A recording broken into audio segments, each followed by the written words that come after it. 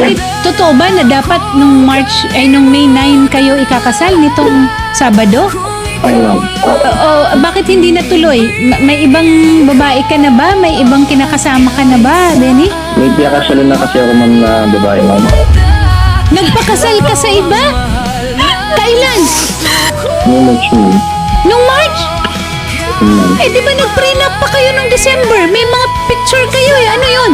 Sus Mariosep, nagpadala pa ba sa'yo ng pera noong April? Yes po, nagpadala pa po siya para nga dagdag sa gagastusin kasi nga kulang. Benny! Ginawa niya akong paikot-ikot, ginawa niya akong tanga. Pinaglolo ko niya ako. Kinasal ka, Benny, nung Marso.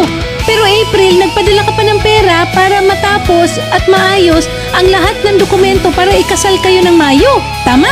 Humingi ako ng pasensya sa inyo sa kung ano yung mga gawa ko. Hindi makukuha ng pasensya yung sakit na ginawa mo sa amin ng anak mo.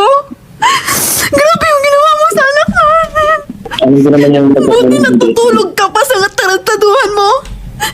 Hindi mo inisip ng anak mo. Pinagbigyan mo yung sarili mo. Kaya humingi ako ng pasensya sa inyo. Hindi nga magagawa ng pasensya yan. Alam, buntis ba yung pinakasalan mo? Ma'am, akala ko sa buntis, ma'am, kaya hindi na siya nag-jet ng tinuloy ko na yung kasal mo sa amin, ma'am. Akala buntis. Ma'am,